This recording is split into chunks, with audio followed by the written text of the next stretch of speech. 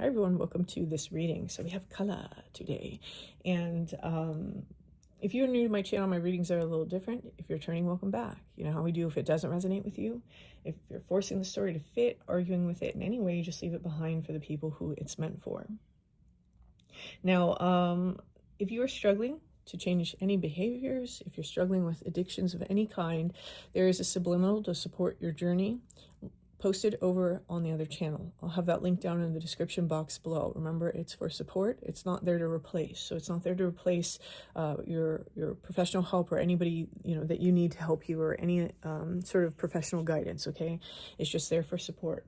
So with that in mind, I have an event that's coming up. We're going to do it in May, and I'm going to have a guest speaker, and this speaker is essentially a drug and alcohol counselor who I know personally. I actually lived with him when he was a heroin addict, and he struggled with heroin and alcoholism for a very long time in his life.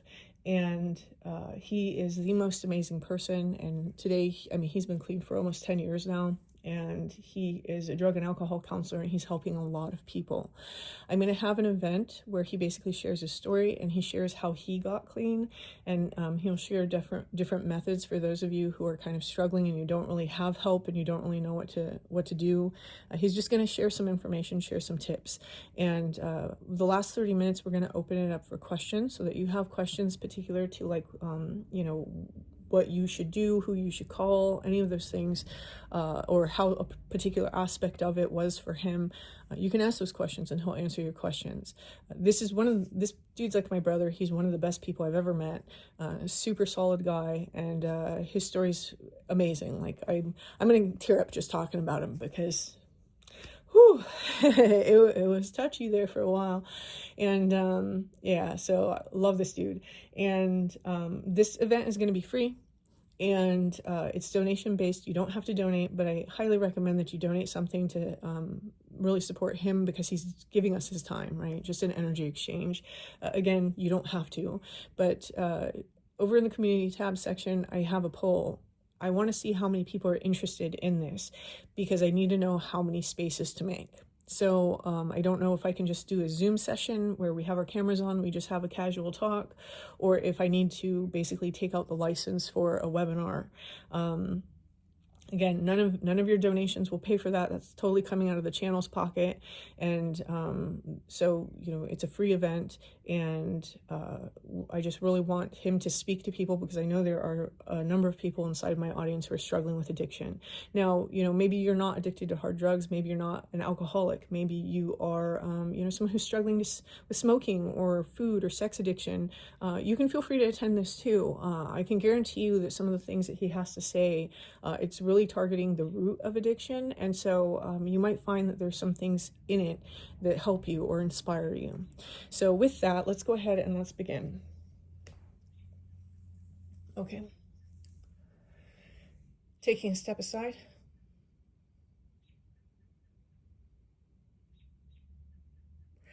And allowing Spirit to pass through me.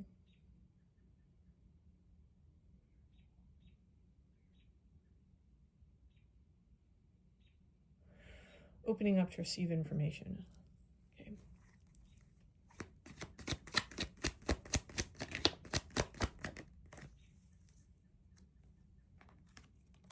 Oh no, babe. Oh no, babe. Oh no. Oh no. Mayday, mayday. There's something that we've closed out here. Okay, whoever this message is for, we've closed something out, but there's like this return, or this and the reason why I'm saying return is because the judgment card's on the bottom. Okay, this is very specific to a relationship. Normally I don't get just relationship readings, but you might feel that this energy transposes onto your situation. So if you're not dealing with a relationship, see if it fits for you. I'm just going to read it in terms of a relationship, because that's how I'm receiving this. We have this card here, which is the World card. That's finality. It means that, like, there's a cycle that was done, and when it's done, there's a beautiful ability to transform, because you have transformed. The problem is that our transformations, they're very shifty. They're not necessarily fixed. There are times in our life where we go through a transformation, and due to the type of transformation or level of transformation, we aren't going back, right? Sometimes those doors are closed to us and we're not able to go back. This isn't one of those times. This feels like one of those times where you've changed, and but you get to decide, are you going to stay changed, or are you going to basically self-sabotage? And that's what I'm seeing here. This self-sabotage usually happens in the mind. We get in our heads and we start thinking too much, and then it starts to extend into our feelings. I'm reading that because the sword's pointing down to like his legs and they're blue. And then that starts to shift our foundation, this new foundation that we've created for ourselves. This is happening here because of some sort of return. Something has come back from the past. It's resurrected from the dead. And, you know, what that is going to be different for everybody. But I am reading this in terms of a person, a relationship. Especially because, and here we're going to start reading from the bottom here, especially because what I'm getting is the Knight of Cups and the Two of Cups beneath that. So there's an invitation or extension that is being offered from the past in order to communicate, unite, spend some time together. This might happen, for example, for some of you in the guise of, hey, like, I just want to have a conversation so we have closure. Those types of conversations, I think that, you know, there are times where some people are good at navigating those, but we have to be honest with ourselves. Are we good at those conversations? Or do those conversations always wind up being a way back? Because I can tell you right now that a lot of times what I see for people when they have these sorts of closures, if they are still in spaces where they're looking for external validation, it's always a way back. It's usually always a way back. And so sometimes the conversation really doesn't need to be have. Closure is something that you create inside of yourself. We have this like misidentification with closure. We think that it's with another person. We think that, you know, but really think about it. If you got together with another person and you had that conversation and it didn't go the way that you want, you would still walk away with a sense of not having closure. For most people, closure means things ending in this neat, tidy little package. They hear the person's, you know, very sorry and they shouldn't have done these things, and then you get to close the door, or you know, or it ends amicably, or, you know, anything that you want, and then that's closure. But that's only because you get your way. That's not really closure. Closure is something that happens within you. You're able to generate your own closure, even if everything's left open-ended. And I see here that there's just this sort of like cyclical nature to this. And whether this is a person that you've been on or off again with, or if you've been in a cycle with them, there's definitely a cyclical nature to this series of cards. Now, it all hinges on this energy, okay? Because this is the central energy. It all hinges on this, okay? So this is the root of our problem somewhere. Now, notice that the Judgment card has this family. So it could be that inside your family, at some point within your life, there was an abandonment. There may have been, you know, on and off feelings extended to you, like a parent that was really fickle. They love you one moment, they hate you the next, you know, all of that. There could be something like that. There could be something like having this very fairy tale version of love inside of your head, right? Disney ruined a lot of people, just saying. You know, where we always experience these tumultuousness, and it has to be like a storybook, and they come in, they sweep you off your feet with their love bombing, and you know, it could be anything like that. I'm getting that from this, just because it's like this angel's coming out of nowhere, like, ah. But whatever the case is, whatever the story is wrapped up in this image somehow. I'm not going to say the card, it's the image. So, you know, you can take a look at this card. You can pause it if you want to, see if you can extrapolate some sort of information about that. But it's something that comes in very quickly. So it's like it comes in quickly, and usually when we have the coming in quickly, we have the leaving quickly too. It's like when we have the Knight of Swords coming in very quickly, all of a sudden there's a withholding energy. And so some of you, you're in that cycle where you get people who will come in and they'll try to like sweep you off your feet and be Prince Charming and tell you how great you are, you know, the ego validation. And then the next thing you know, they're withholding and they're treating you like shit. So if you're somebody that you still fall for people that do that to you, that may be something to work on, right? Is the ego validation, that it's not going to be the ego validation that sweeps you off your feet. It's going to be how they consistently show up, because that's a very different energy. And people who consistently show up are not usually going to be the type of people that come in and they want to like blow smoke up your butt, right? And tell you how great you are and you're the best person. I've never felt this way. They're usually not going to do things like that because they're smart. They want to take time to get to know you too. And so I do think that this is an opportunity for somebody, even if you have already gotten back involved. It's an opportunity. It's a learning opportunity. It's an opportunity to heal something and to really like be in that high priestess energy as you're in it and recognize certain things like, oh, why do I respond positively to this thing? Why do I respond negatively to this thing? Why do I fall for this thing, right? They're the same freaking person. Why do I fall for it again? Why do I have this overwhelming hope that they'll change for me? Because love doesn't require that. Love doesn't require a person to change. There might be habits where it's like, oh, I really love you, but you got to work on this, right? For example, if you are married and suddenly your spouse becomes an alcoholic and it's ruining your family, that's definitely something that you need a person that you love to change. But if you've needed someone to change out the gate or from the first week or the first month, love takes time to build. Love isn't something that's instant. And I know people are going to want to argue with that, and you can. That's absolutely fine. You don't have to agree. But I'm just going to share, and this is a space where I'm going to share, and you're welcome to receive or release. Love generally is something that takes time because love requires us to know a person, and you can be with a person for a really long time and still not know them. So you certainly can't know them right off the bat.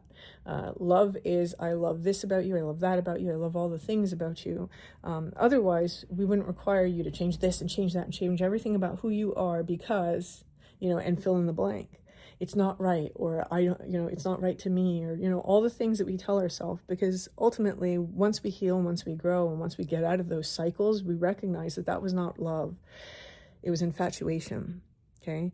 And infatuation and love can seem the same to people who have never actually experienced healthy love. And if you had a family life where your parents didn't display healthy love towards each other, towards you, you may not have a really good gauge on healthy love, and that's okay. What that means is that when you do heal and you experience healthy love, it's going to be amazing because it's something you've never actually had. So it's not something to be down about or sad about. It's something to say, oh shit, I can't wait. Or you should wait. Maybe don't be so gung-ho about it. Calm your horses. This is an opportunity again to sift through those energies. Maybe the energy of anxiety. Maybe some of you have like an anxious attachment style. I would assume that, given that this person is withholding. Maybe for some of you, you may even go through these periods where you think, oh God, it's me, it's always me. And, people gaslight you, because I can sometimes have that when I have these two cards together. And, maybe it is sometimes. And the point isn't whether it is or whether it isn't. The point, first and foremost, is can you spot the cycle? And do you have the strength of character? Because it does take strength of character to go against your heart, right? You have to stand on your business. Or do you have the strength of character to get yourself out of the cycle? Can you recognize, I don't deserve this, and I don't need to do this to myself? Okay, because by making our space available, by being present for it, by showing up to it, we're doing it to ourselves in a lot of ways. So how to get out of that, right? How do we allow ourselves to choose ourselves and not self-betray? And yes, so here what we have underneath that is we have the card of healing, we have the Four of Swords, and this is what we're healing. Okay. We're healing something within those darker spaces of ourself that keep us stuck. This is the card of karma.